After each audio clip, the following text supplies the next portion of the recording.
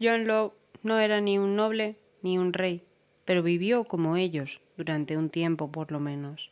Es posible que su nombre no nos suene a la mayoría y que por tanto cueste un poco ubicarlo en el tiempo.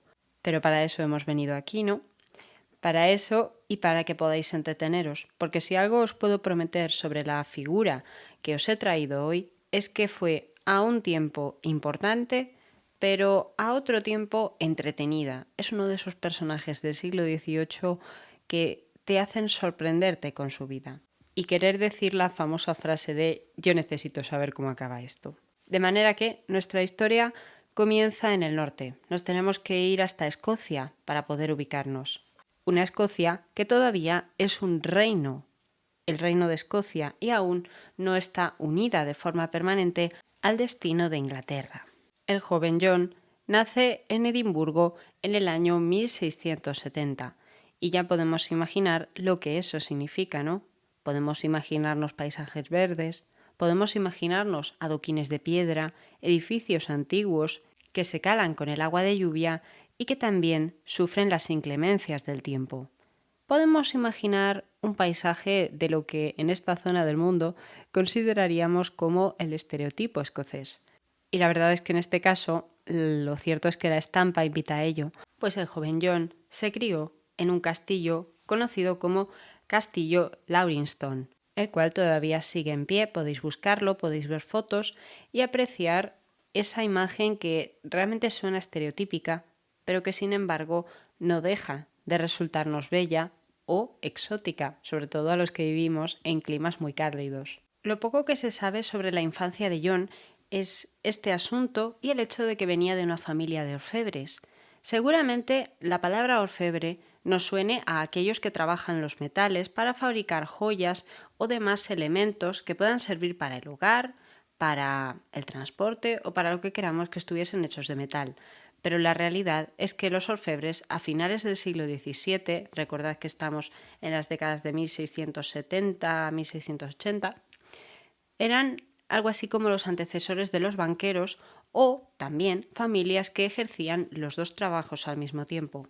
Y esto tiene sentido porque un orfebre tenía acceso a metales, a piedras preciosas y a monedas. Podía prestar, podía tomar prestado, podía fiar y podía cobrar intereses, algo que en estos tiempos podía recibir otro nombre un poco más peyorativo, el nombre de la usura, una actividad muy penada en muchos países de Europa y que requirió muchos años y muchos autores escribiendo tratados para que perdiese las connotaciones negativas que relacionaban esta actividad con la avaricia, el aprovecharse de los que menos tienen o el ansia de posesión de dinero y de objetos materiales. Aunque también es cierto que una parte de la historiografía relaciona el rechazo que se sentía en la época, bueno, desde la Edad Media hasta prácticamente nuestra época, por la usura, debido a que cuando tú prestas dinero y pides que te lo devuelvan con intereses, ese interés es un precio que tú le pones no tanto al dinero en sí, sino al tiempo que tú vas a estar sin poder utilizar tu propio dinero, el dinero que has prestado, para hacer compras o para hacer lo que tú quieras. Y se veía mal ponerle precio al dinero porque una parte de la teología medieval relacionaba el tiempo como algo que le pertenecía a Dios y que por tanto los mortales no debían tocar o no debían manipular para algo tan burdo como la ganancia personal. Aunque esto es un tema que ya comenzaba a discutirse en esta época, y aunque no lo parezca, es un asunto que va a afectar a John desde que es pequeño, pues sus padres, que son al final gente de la clase burguesa, esa institución, ese grupo social que comienza a despuntar en estos años previos a esa primera revolución industrial que en Inglaterra y en Holanda tendrá lugar antes que en el resto de Europa, aproximadamente en el último tercio del siglo XVIII, es decir, que todavía le quedaban unos cuantos años, pero estaba en fase germen, y por tanto, como todo buen germen, indica que ya había familias que comenzaban a vivir mejor de lo que habían vivido sus antepasados, ejerciendo oficios que antes no existían, expandiendo con ello el comercio, el intercambio, el contacto entre provincias, entre regiones, y en parte Eso es a lo que contribuye la familia de John. Y por eso, desde que es pequeño, sus padres van a querer que ese niño vaya a más de lo que ellos han llegado y le van a llevar a la escuela. Y no cualquier escuela, sino la High School of Edimburgo, un lugar donde el niño destacaría en matemáticas y también en su habilidad para jugar con probabilidades, haciendo juegos y actividades que en el futuro, en nuestra época, reciben el nombre de estadística y que al final no son más que reunir datos y plantear hipótesis sobre ellos, buscando pues qué probabilidad, con qué facilidad pueden llegar a ocurrir o no esos sucesos. Pero como en aquel momento este tipo de estudios no estaban ni tan reglados ni tan investigados como lo están ahora, John se cree que aprendió de la intuición, que aprendió de la improvisación y de lo que había visto hacer a sus padres toda la vida. Herramientas que le serían de mucha utilidad en el futuro, pero que también le jugarían malas pasadas, pues es fácil que si tú haces predicciones o tú intentas improvisar y sales airoso o sales vencedor de muchos problemas, termines siendo un poquito arrogante o que se te suba a la cabeza esa buena suerte que has tenido hasta la fecha. La diosa Fortuna ya se sabe que es caprichosa. Desde los 14 años, John estuvo trabajando con su familia, entró a trabajar con su padre en el negocio y aprendiendo cómo funcionaba todo, hasta que terminó siendo el heredero total, único y absoluto cuando su padre falleció en 1688, lo cual nos dejaría a un John que tenía para aquel momento unos 18 años. Una edad a la que cualquiera de nosotros a día de hoy entraría en la escuela o hacer estudios profesionales. Sin embargo, él ya estaba trabajando y ya era dueño, ya era propietario. Y bueno, ya de paso le había dado más de un quebradero de cabeza a sus padres con todo lo relacionado con los líos de faldas, las juergas adolescentes y algún que otro problema con los juegos de cartas que le había llevado a deber dinero o a que le debiesen dinero. Como os digo, todo actividades que estaban mal vistas en la época y que hacían ver a John, si bien como un rico comerciante orfebre acaudalado y bien posicionado, también podía ser descrito como un poco pieza o como una criatura llena de virtudes, a la cual siempre te podías encontrar en los lugares más inesperados. Ya os digo que los casinos de la época se convirtieron en uno de sus lugares favoritos y a los que siempre acudía en compañía de varios amigos. Pero también, cuando por fin se ve libre de sus padres, y vale, esto es un poco fuerte decirlo, pero cuando ya no tiene a sus padres con él para controlarle, John también va a comenzar a disfrutar de lo que son las bebidas alcohólicas de calidad, vinos de importación, licores exóticos, va a comenzar a tener una vida de alto standing y, por supuesto, si ya tenemos el dinero y ya tenemos el juego y ya tenemos la bebida, las mujeres van detrás, que es lo que había hecho desde jovencito. En resumidas cuentas, si queremos imaginarnos al John de su primera etapa, de su primera juventud, podríamos imaginarlo como una especie de playboy del siglo XVII que además solía gustar de vestir bien, de vestir a la moda, y eso implicaba que, sumado a todo lo demás, John también iba a caer en hacer gastos de sastrería. Por supuesto, es fácil suponer que un negocio como el que tenían sus padres en Edimburgo, a él se le quedaba pequeño. John aspiraba a algo más, y ya desde siempre había dado muestras de ello. Lo que nadie se imaginaba, e incluimos también a su madre en el asunto, es cómo esa criatura que habían tenido iba a pasar desde el pozo más grande en que podía caer un hombre en esa época hasta lo más alto, hasta ser el que prestaba dinero a los reyes, hasta ser aquel del que todos los países podían llegar a depender, o por lo menos el país más poderoso de la Europa de finales del XVII. Por lo que va a pasar el tiempo, y a medida que vaya pasando el tiempo, también van a tener lugar sucesos a nivel general de todo lo que afectaba a Escocia y a Inglaterra, que de forma indirecta también afectarán a la vida de John. Pero por el momento creo que es interesante conocerlos únicamente como datos que tener en mente para entender en qué contexto se movía este hombre. Veréis, en el año 1688, precisamente en la época en la que John comienza a hacerse cargo de los negocios de su familia, Triunfa en Gran Bretaña la que es conocida como la Revolución Gloriosa, una serie de eventos más violentos que otros que terminarán derrocando de forma definitiva a una dinastía inglesa para instaurar a una nueva. Es un asunto que se alarga en el tiempo y que comienza mucho antes, cuando el rey Carlos de la Casa Estuardo comienza a intentar ignorar al Parlamento o a menospreciarlo de distintas formas, mostrando un intento por tomar el poder de una manera que no pocos a lo largo de la historia han catalogado de absolutista o de intento de absolutismo. Todo esto continuó hasta que la paciencia del Parlamento llegó a un límite, hasta que la paciencia de la nobleza llegó a otro y hasta que, finalmente, la cabeza de este rey terminó rodando por el suelo en el año 1645. A este rey lo había sucedido su hijo mayor, Carlos II, quien a su vez no tuvo hijos y fue sucedido por su propio hermano, Jacobo II. Como os decía, todos ellos pertenecían a la Casa de Estuardo, que era una dinastía que originalmente era escocesa. Habían gobernado en Escocia desde hacía siglos y únicamente habían llegado a gobernar en Inglaterra en tiempos del rey Jacobo I, a principios del siglo XVII, cuando ascendió al trono para suceder a su prima Isabel I de Inglaterra, de la que ya os he hablado en otra ocasión. Pero Jacobo II tampoco duró demasiado tiempo en el trono, aunque sí es reseñable decir que fue el último de los monarcas Estuardo en hacerse llamar rey de Escocia, de Inglaterra y de Irlanda, porque cuando por fin la Revolución Gloriosa le aparta del trono en el año 1688, toda esa situación tendrá que saldarse y poner a un nuevo gobernante. Pero no valía cualquier gobernante, pues tenía que ser uno que respetase los nuevos equilibrios de poder que se estaban dando en Inglaterra.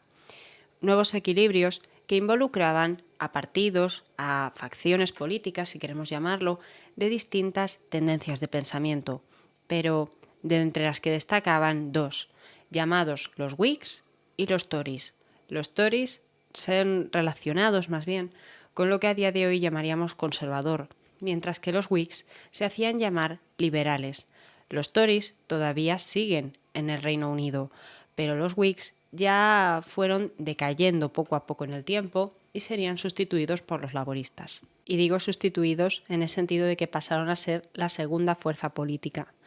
Pero como os digo, este es en cierta manera el origen, porque todo esto por supuesto es discutible y tiene muchos matices, de cómo el sistema parlamentario inglés llegó a adelantarse a su tiempo y a convertirse en uno de los primeros sistemas estables y casi democráticos, aunque no lo eran en esta época, de Europa, hasta el punto de que un año más tarde, en el año 1689, se promulga la Declaración de Derechos, una suerte de ley o de acta que por una parte iba a dejar claro quién era el legítimo sucesor al trono de Inglaterra, de Escocia y de Irlanda, y por otra parte iba a poner límites, iba a poner coto a las ambiciones de la nobleza y también al papel del monarca, es decir, no le iba a permitir hacer lo que quisiera. Esto se hacía para prevenir lo que había sucedido con los antecesores reyes Estuardo durante el siglo XVII. Y entre algunos de los límites que se le va a poner a la actividad del rey van a estar la idea de que no va a poder aprobar leyes sin la aprobación del Parlamento. Tampoco va a poder cobrar según qué cantidades de dinero sin el permiso del Parlamento. Y para aclararos esto de que comienzan a ser democráticas estas instituciones, pero todavía no llegan a ser una democracia como lo que entendemos a día de hoy con un sufragio universal, se menciona también que los miembros del Parlamento deben ser elegidos de forma libre. Un Parlamento que, como sabemos, es conocido por sus dos cámaras más representativas. Por un lado, la Cámara de los Comunes, que sería el equivalente a la Cámara Baja, y por otra parte, la Cámara de los Lores. Una vez ultimado todo esto, solo faltaba por decidir quiénes iban a ser los reyes, y la elección más obvia fue la hija del rey Jacobo, María, y su esposo, Guillermo de Orange, que también sería conocido como Guillermo III de Inglaterra. Estos son los reyes que ascienden al trono cuando John es un muchacho bastante joven. Y aunque pueda parecer extraño pensar que un hombre escocés que vivía tan lejos de Londres, en una ciudad como es Edimburgo, pudiera llegar a tener una relación tan estrecha con su majestad, es algo que nos llama la atención, ¿no? Pues para conocer esto, yo os pido que sigáis escuchando.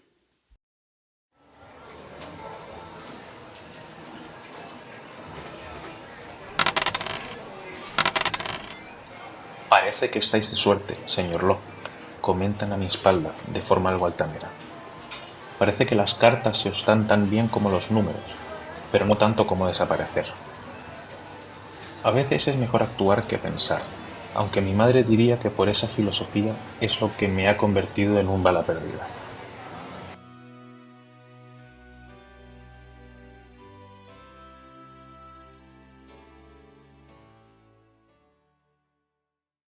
Elizabeth Villiers no lo sabía, pero había nacido para ser condesa.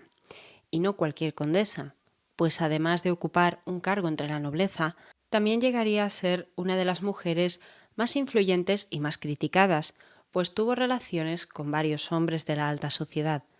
El más famoso, el rey Guillermo III, el más humilde, más desconocido, más complejo, un hombre llamado Edward Wilson. No está muy claro, o por lo menos a mí no me ha quedado demasiado claro, si eran esposos o si sencillamente eran unos amantes muy asiduos, porque veo que hay cierta confusión entre artículos ingleses y artículos españoles que puedan mencionar esto. Pero lo que sí se sabe es que ella estuvo con los dos hombres, con el rey y con este hombre llamado Wilson, pero a partir, en torno a los años 1690, llega otro hombre a la capital, a Londres, procedente desde Escocia. John Law, John, había sido enviado por su madre para intentar alejarlo de las malas influencias y convertirlo en un hombre de provecho. Su madre quería que expandiese el negocio familiar haciendo contactos, haciendo amistades, relaciones, lo que a día de hoy llamaríamos networking, para así poder alcanzar cuotas más altas de la sociedad. Pero John, por supuesto, en la capital volvió a las andadas y con más fuerza que nunca. Cumplió su palabra de hacer contactos, pero los hizo de formas poco pacíficas, vamos a decir. Y cuando conoció a Wilson, se hizo amigo suyo y juntos comenzaron a correr aventuras por Londres, aventuras nocturnas en muchos casos, aventuras que los llevarían a ganar dinero, a perderlo y es de suponer que también a beber en ciertos momentos de la noche. Pero la historia tenía reservado un golpe para esta amistad, y es que John terminaría conociendo a la amante que él tenía por aquel entonces, Elizabeth Villiers, que todavía no había alcanzado su cota de más alto poder. Cuando el rey le otorgase el título de condesa de Orkney, ya era una mujer atractiva. Podemos suponerla como alguien que llamaba la atención o que bien podía presentar a mucha gente. John se interesó por ella y ella se interesó por aquel joven escocés que seguramente, bueno, si lo veis en retratos lo veis, de cara era bastante atractivo.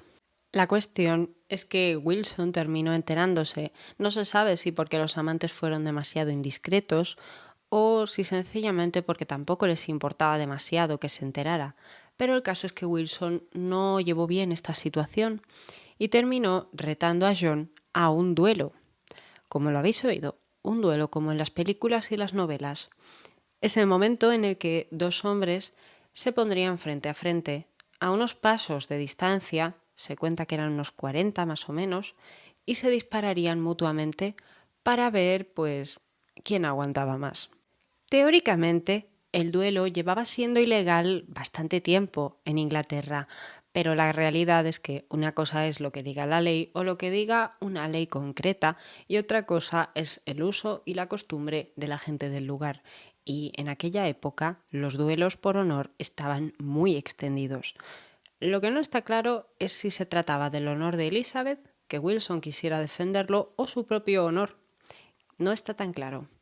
Pero la cuestión es que se enfrentaron en un duelo y a pesar de lo que se pretendía, a pesar de lo que se esperaba, John terminó asesinando a su amigo de un disparo.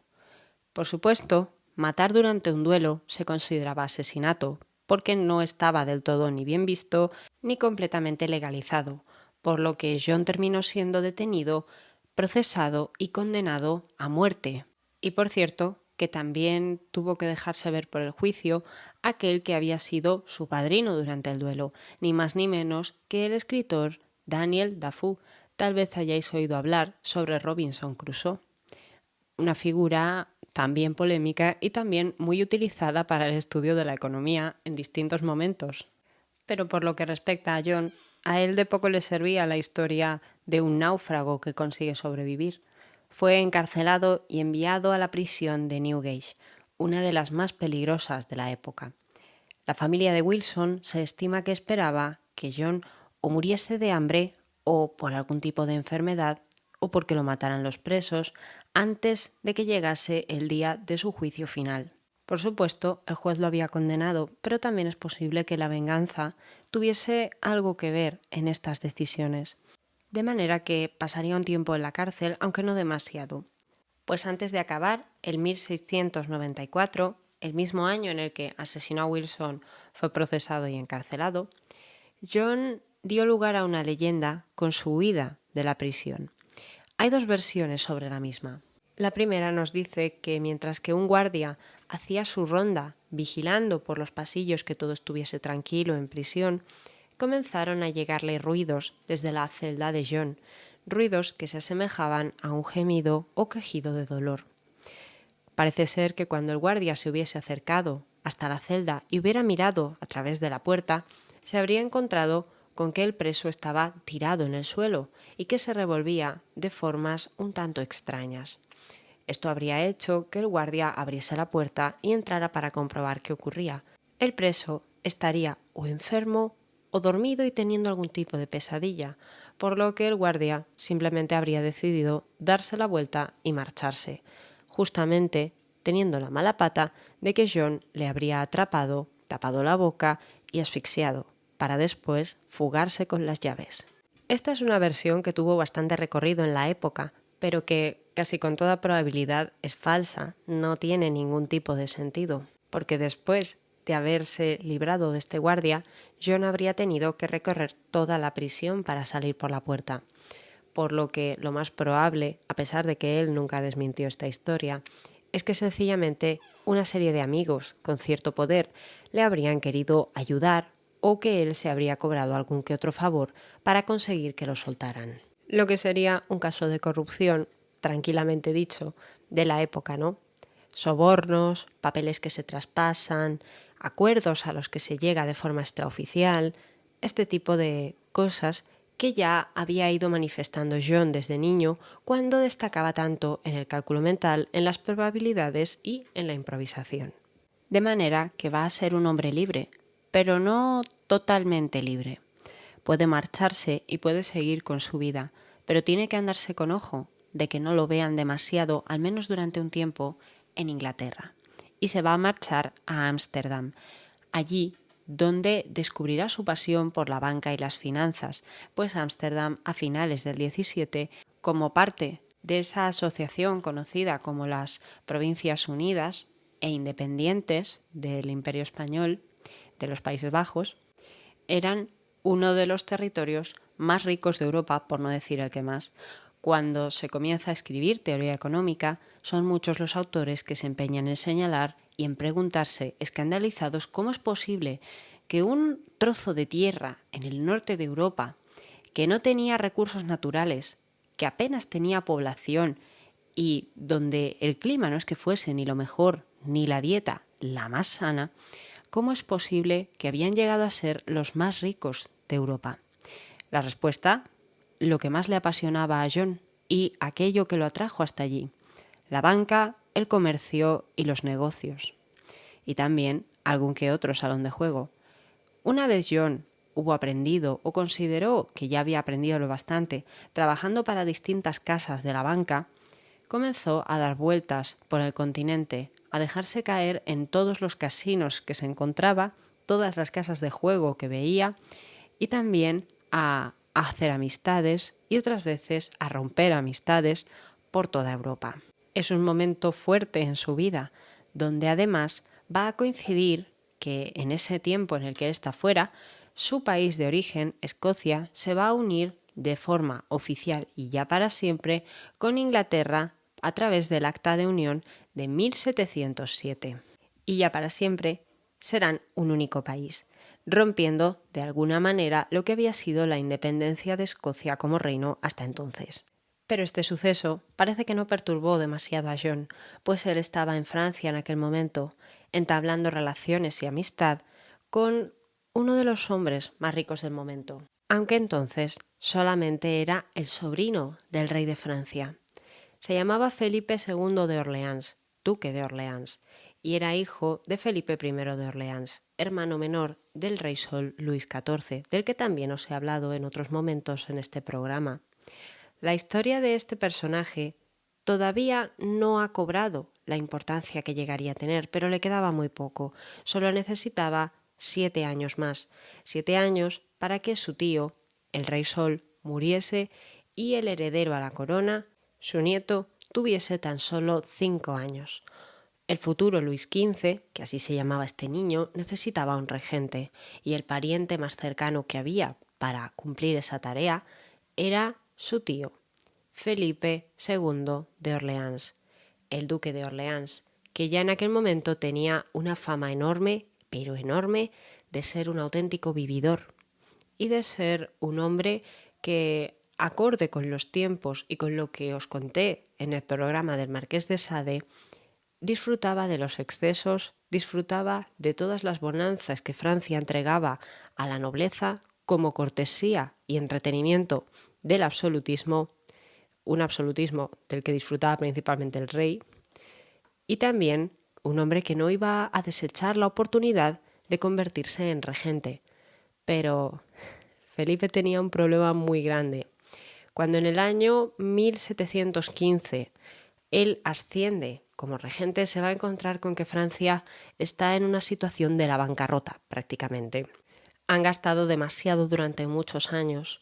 Se han gastado todo en guerras, en excesos, en fiestas. Se habla mucho de las fiestas, pero lo cierto es que durante el reinado de Luis XIV también hubieron muchísimas guerras, y todas esas guerras necesitaban una financiación que procedía de los impuestos, sí, pero también procedía de préstamos que endeudaban a la corona con la banca, y los bancos podían proceder de cualquier parte de Europa, pero principalmente de Holanda, uno de los lugares más ricos del momento, y que también estuvieron metidos en alguna que otra guerra de las de Luis XIV. De manera que Felipe va a ver que está totalmente con el agua al cuello, pues la situación es tan crítica que la gente del pueblo se muere de hambre, y aparte de morirse de hambre, es que la deuda ascendía a 3.000 millones de libras, que aunque no sean euros, sigue siendo muchísimo dinero, llegando al extremo de que parte del cobro de los impuestos,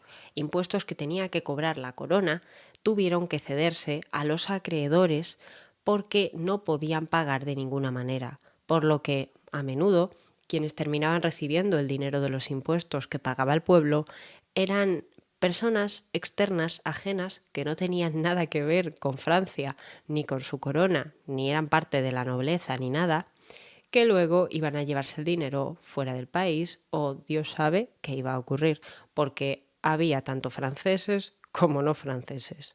Y en mitad de su desesperación y también probablemente de su desconocimiento, aunque quizás no estuviese muy agobiado, sino más bien deseoso de seguir manteniendo su tren de vida, Felipe de Orleans va a recurrir a un hombre al que no entendía del todo. John había aparecido en su vida, no se sabe exactamente cuándo, pero se sabe o se cree que a través de los círculos del juego, del mundo de la noche y de las diversiones, por lo que John tenía esa aura confiable, mística, agradable, que gusta de la conversación y del juego entretenido entre hombres, entre caballeros.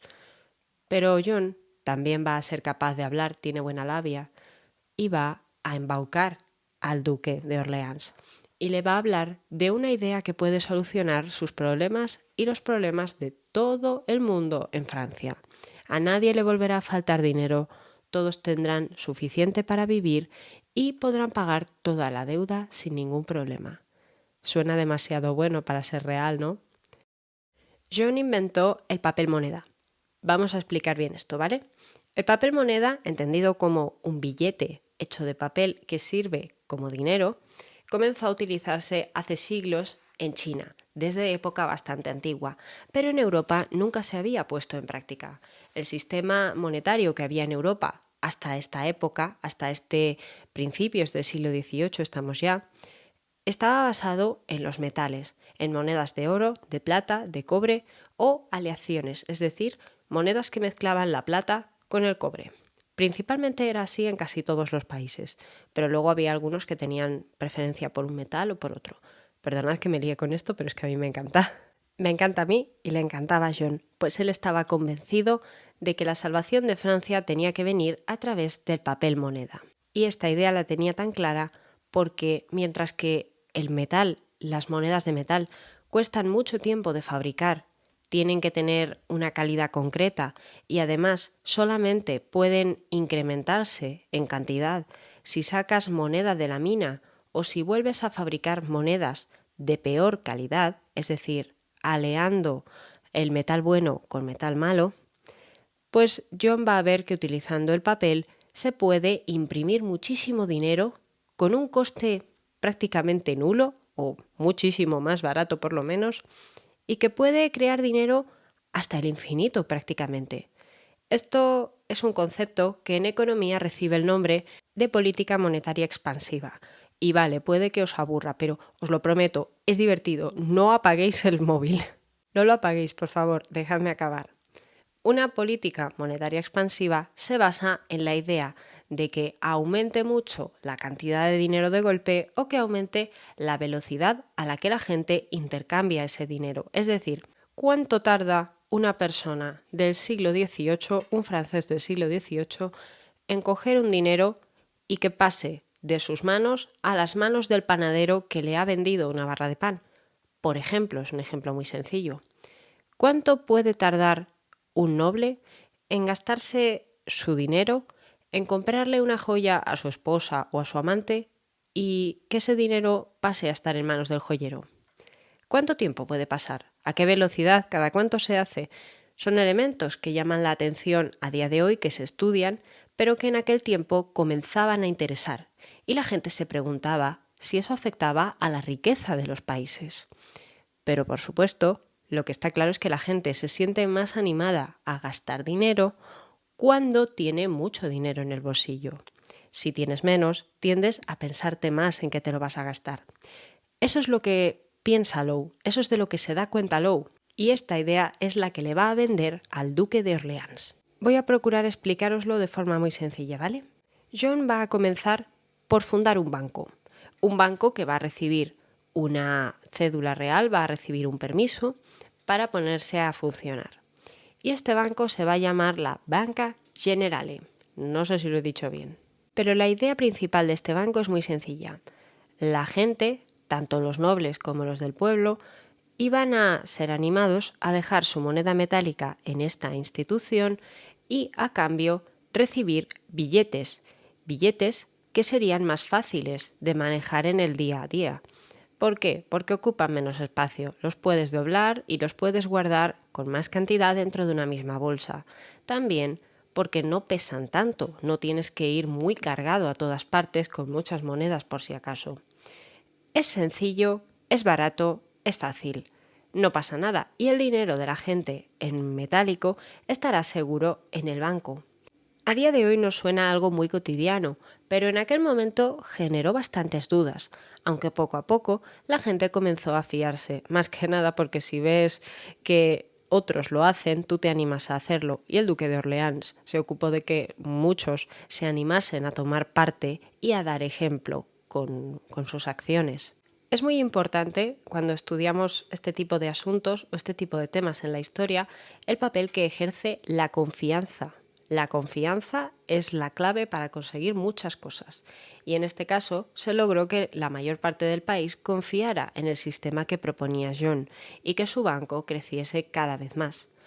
Una vez que se hubo establecido la confianza necesaria, que el banco tenía las suficientes reservas en metálico y que se habían repartido los billetes necesarios, se dio paso a la segunda fase del plan, que fue permitir que los billetes del Banco de Low sirviesen también para pagar impuestos. ¿Qué había pasado aquí y por qué esto le vino tan bien a la monarquía? Pues precisamente por lo que os acabo de decir. La gente cada vez utilizaba menos dinero en metálico y apostaba más por el uso de los billetes. Billetes que se pueden imprimir a mansalva y que poco a poco iban a ir saneando las cuentas de la corona. Y cada vez en cantidades más grandes, lo que a día de hoy se llama o es conocido como crecer a crédito o crecer a préstamo, porque estos billetes generaron confianza, la gente los aceptaba para comprar y vender, para pagar impuestos, los aceptaron para todo y eso hizo que cada vez más, cuando alguien pedía prestado, también se hiciese con estos billetes. Se imprimen billetes y das un préstamo. Y cada vez se va aumentando la cantidad de dinero y la sensación de riqueza. Pero también esto esconde un lado muy oscuro. Un lado que es hasta siniestro y del que seguramente los que más aficionados seáis a este tipo de temas os habréis dado cuenta. Llegó el punto en el que la producción, la cantidad de billetes que había, era muchísimo más grande que la cantidad de monedas metálicas que se habían almacenado en el banco.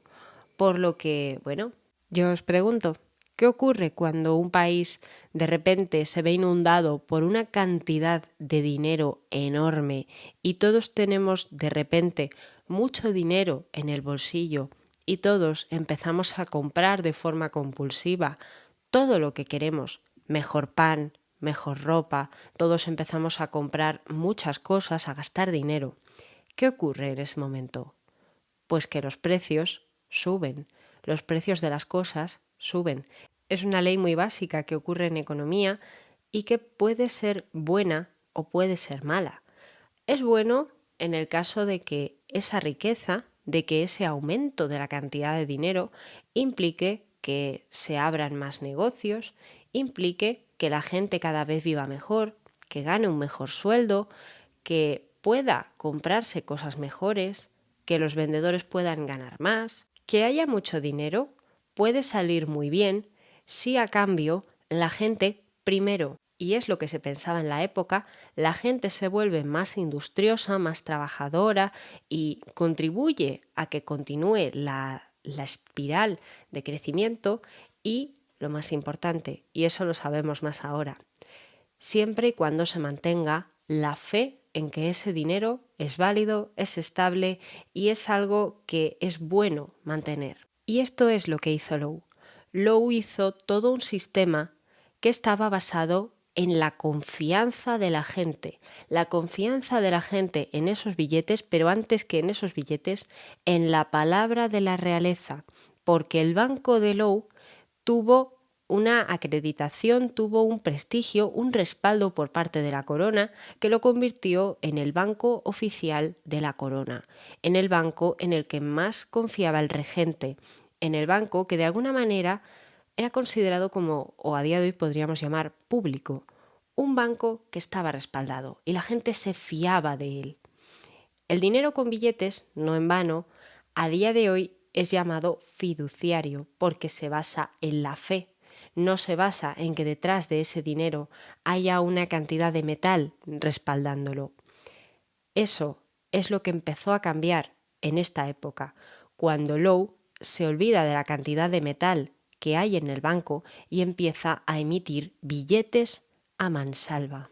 Y la cosa fue a más, porque la corona le va a entregar a este Banco de Low el privilegio de ocuparse y de dirigir el comercio con las colonias francesas, originalmente con el Mississippi, y para ello John va a crear una compañía llamada del Mississippi, que dependía directamente de su banco, una compañía que se iba a ocupar de comerciar, mientras que su banco se iba a ocupar de gestionar el dinero. Pero ambas dos pertenecían a una misma persona, el hombre que ya en aquel momento era el más rico y el más respetado y el más valorado de Francia. Era algo así como un gurú. John se convirtió en un gurú. Principalmente comerciaban con Luisiana, la Luisiana de Norteamérica, pero con el tiempo también pasaron a ocuparse del monopolio comercial, es decir, el monopolio, la totalidad del comercio con China. Si tú eras francés y en aquella época querías comerciar con China, tenías que pasar por el Banco de Lowe y tenías que pasar por la Compañía del Mississippi. John, él solito, construyó todo un imperio desde cero, un imperio que además, ahora sí, porque lo que habíamos visto hasta ahora no era nada, iba a saldar todos los problemas de la monarquía francesa a través de un golpe maestro que nadie se vio venir y del que nadie sospechó en un principio. Que por cierto, todo lo que os estoy contando que hizo John os tiene que oler mal.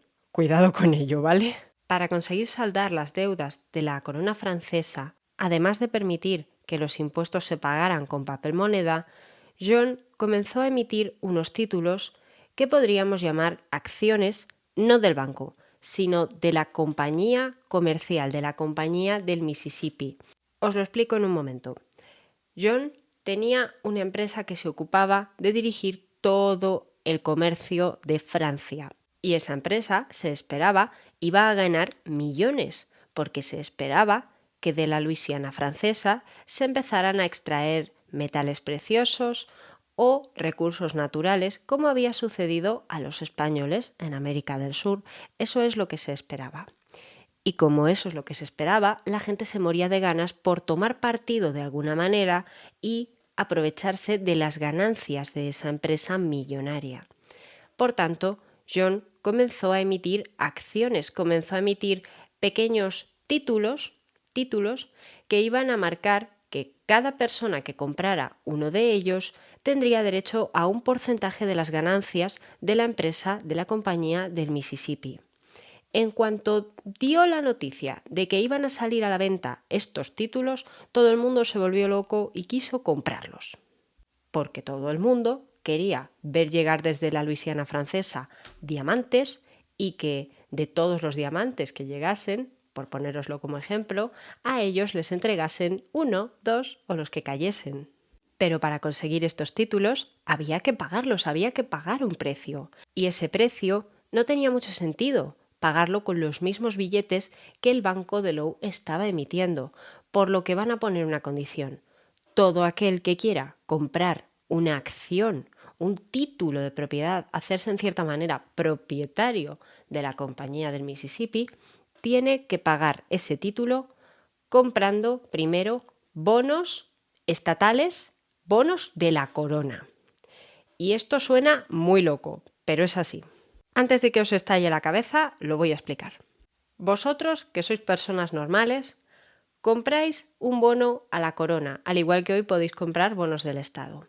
Y ese dinero que pagáis a cambio del bono, a cambio del título, es dinero que le prestáis a la corona o que le prestáis al gobierno de vuestros países para que hagan lo que consideren con ese dinero, bajo la promesa de que en un futuro os van a devolver un tipo de interés, os van a devolver el dinero que habéis pagado más una cantidad añadida que está fijada, que ha quedado ya por escrito en el contrato.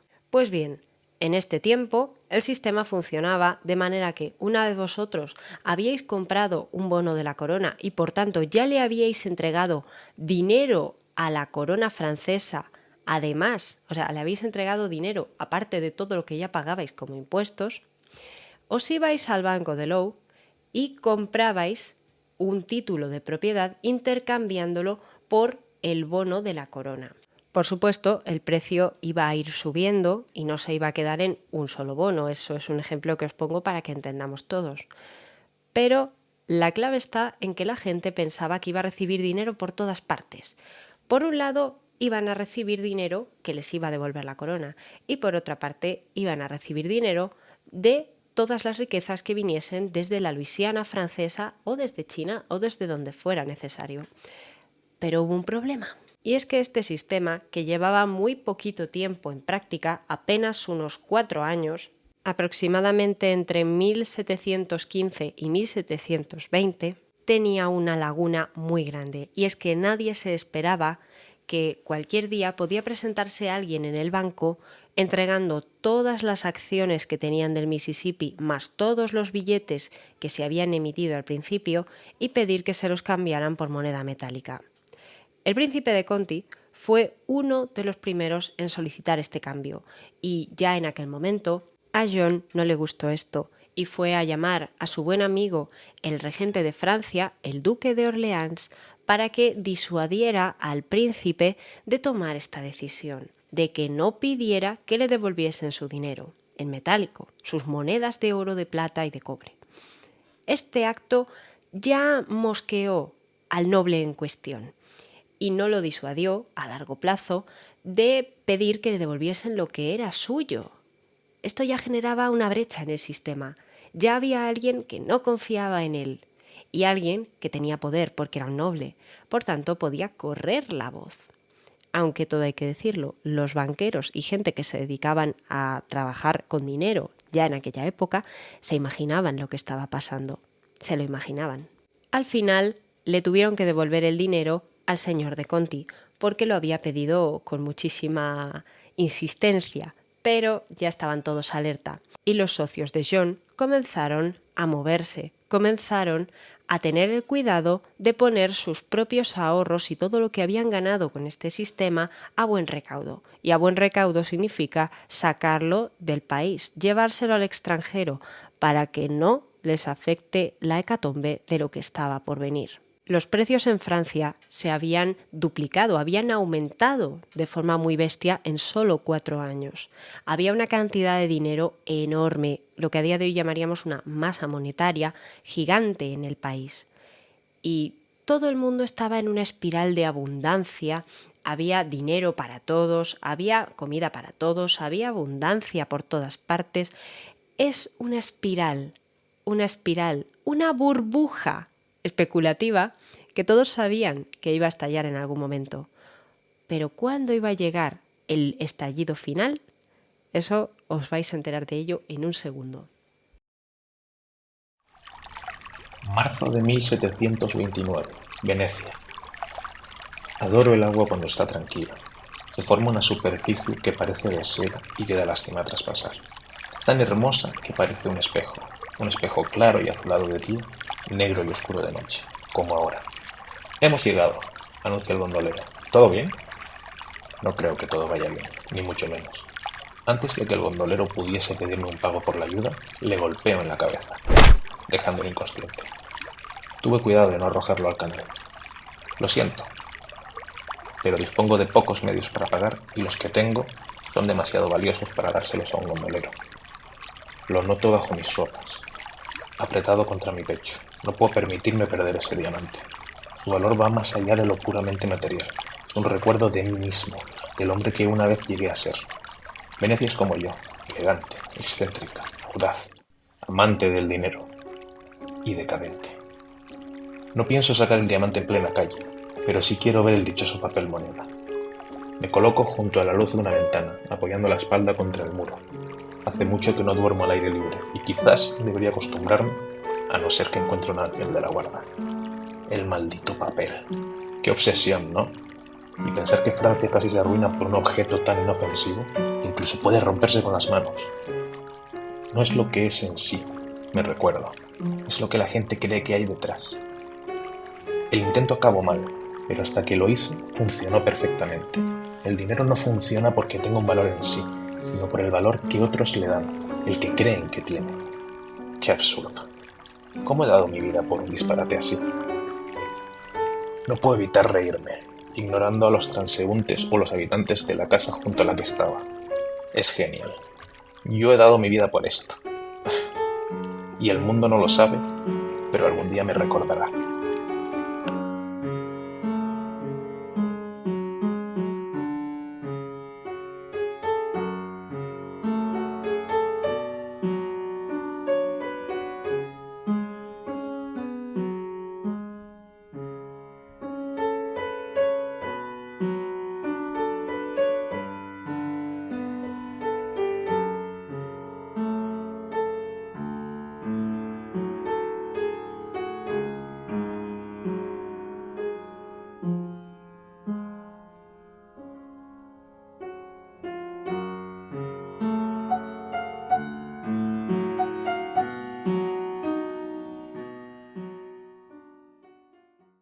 Parece ser que en el 1720 el duque de Orleans comenzó a ordenar que se imprimieran billetes sin haber avisado a John. de manera que el poco respaldo que los billetes impresos hasta la fecha tenían en el oro y la plata que habían ingresado las personas en el banco se perdió totalmente, por lo que el dinero a partir de entonces únicamente estaba sostenido por la confianza que la gente tenía en que eso iba a aguantar.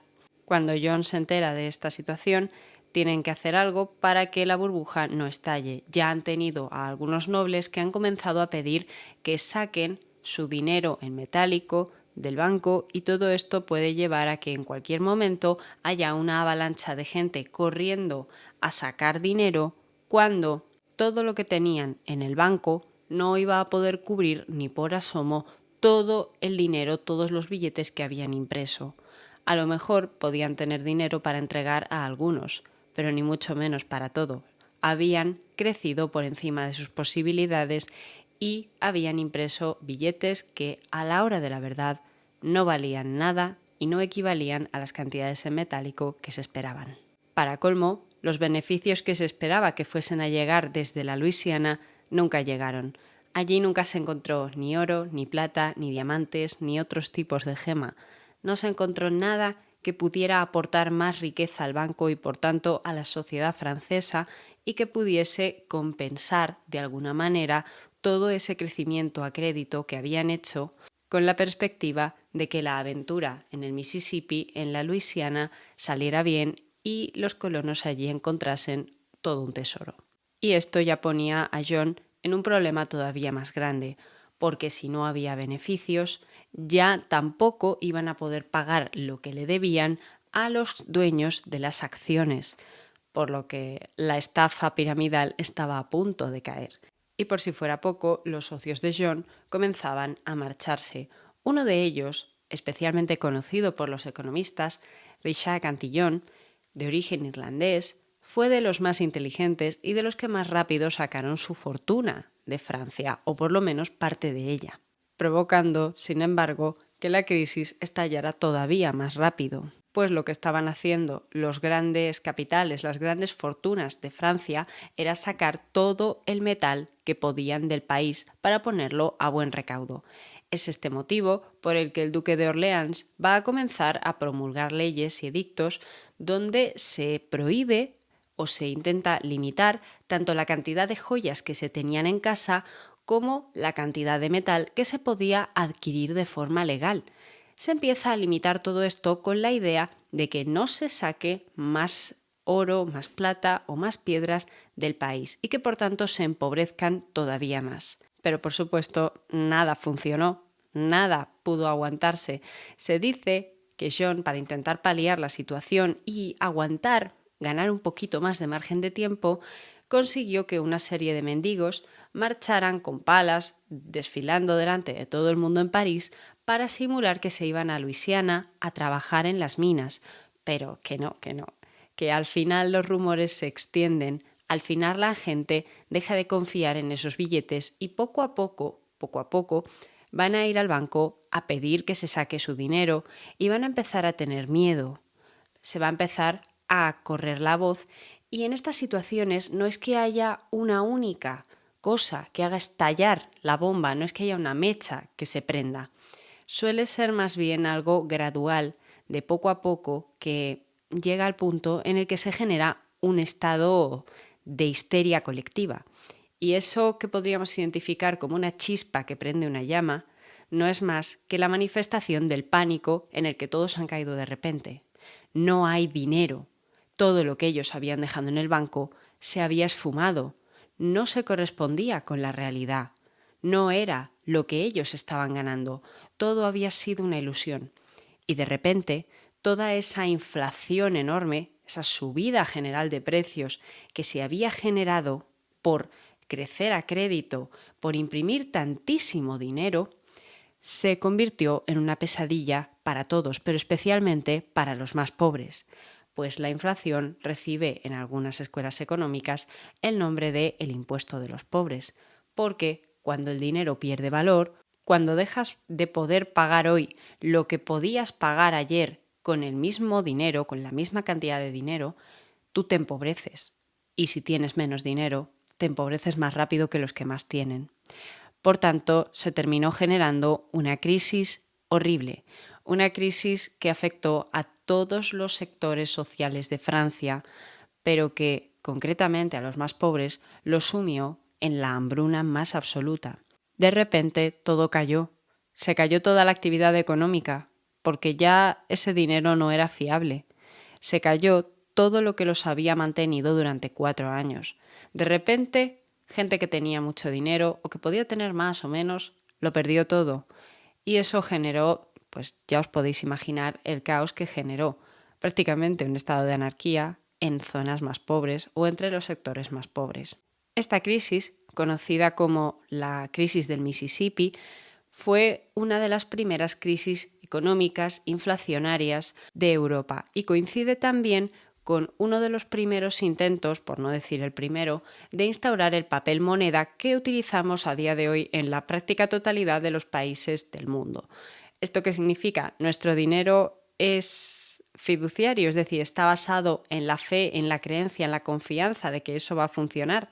Efectivamente, no está respaldado por oro, ni por plata, ni por nada. O al menos sobre el papel es así.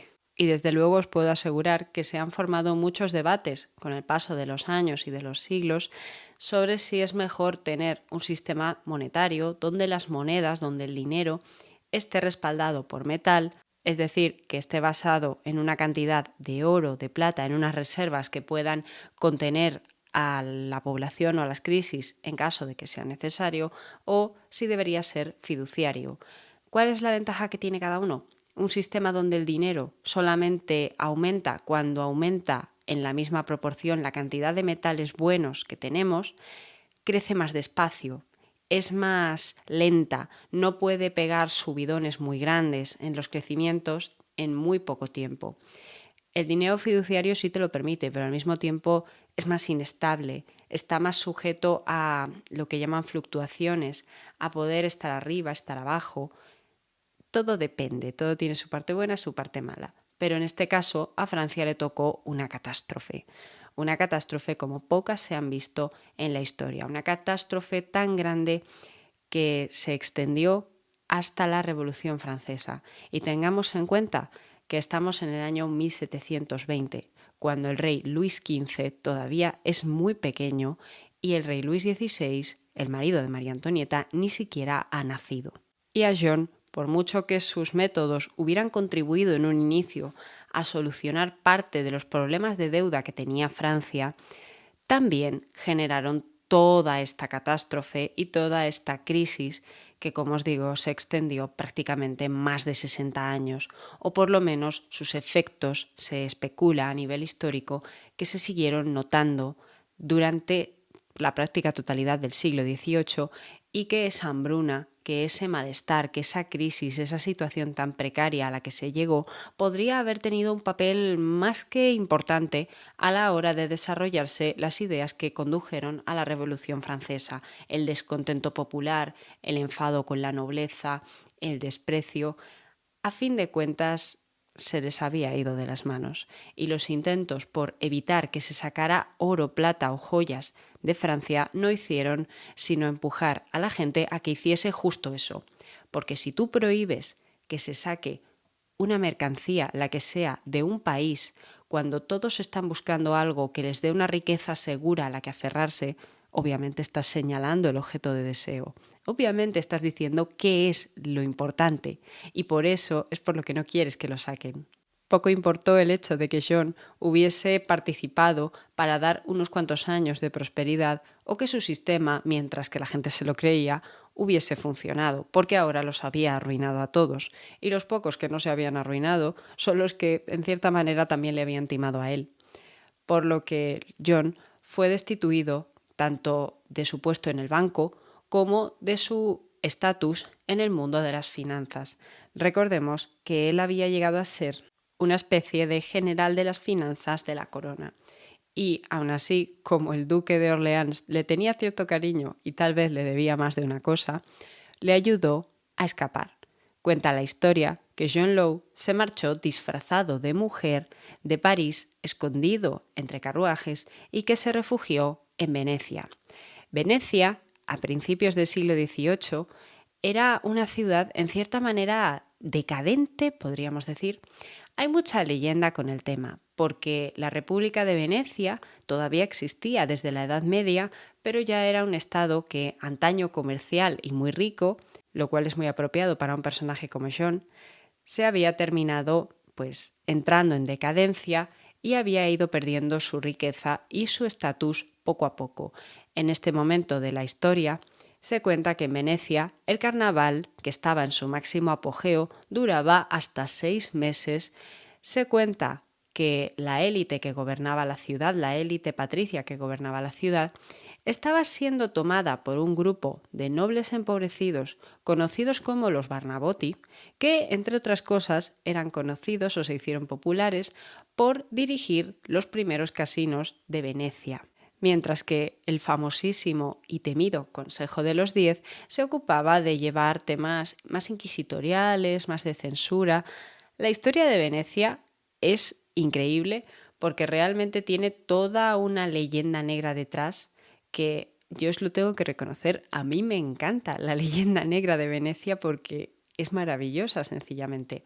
Pero una parte que sí que es cierta es que en esta época todos los que en Europa, en el país que sea, tienen algún problema que los hace estar un poquito mal vistos de más, tarde o temprano son personajes que acabarán pasando por Venecia. Y esto es lo que le ocurrió a John Law.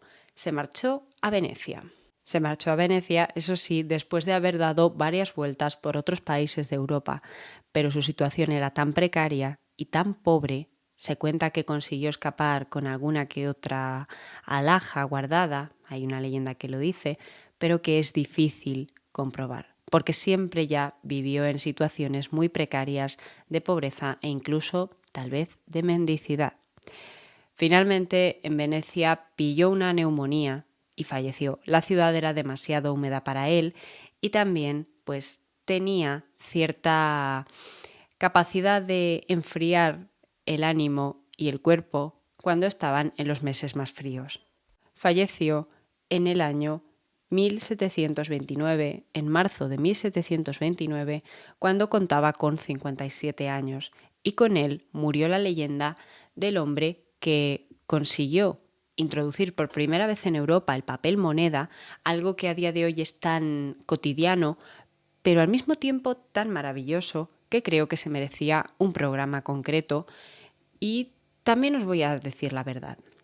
Personajes como John Law son los que cambiaron la historia económica de nuestro mundo, de Europa, la historia de cómo vemos el dinero, las finanzas, el comercio, o cómo vemos también algo tan sencillo como las decisiones.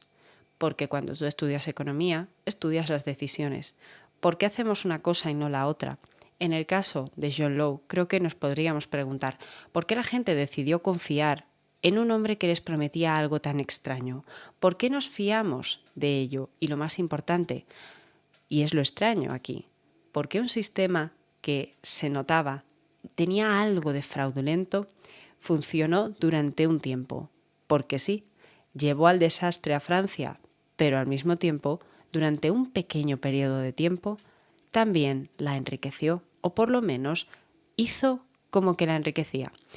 Una realidad, un juego de espejos, una situación donde todo el mundo vive feliz y se van contagiando entre ellos la euforia, un pánico colectivo. Vosotros me diréis. Por mi parte, creo que hasta aquí ha llegado el programa de hoy. Espero que os haya gustado mucho, que os interesen estas historias. A mí son de mis favoritas, ya sabéis que es una de mis especialidades. Y bueno, me estaría encantada, si vosotros queréis, de contaros la historia de algunos de los socios de Law y, lo más importante, de cómo avanzaron todas estas teorías extrañas sobre el dinero, sobre el comercio y sobre la economía. Os prometo que no os aburrirá si decidís darme una oportunidad. Y ahora sí que sí, buenas noches y nos vemos la semana que viene. Tenemos una cita pendiente con programas que me habéis encargado, así que no os digo más. Buenas noches y hasta mañana.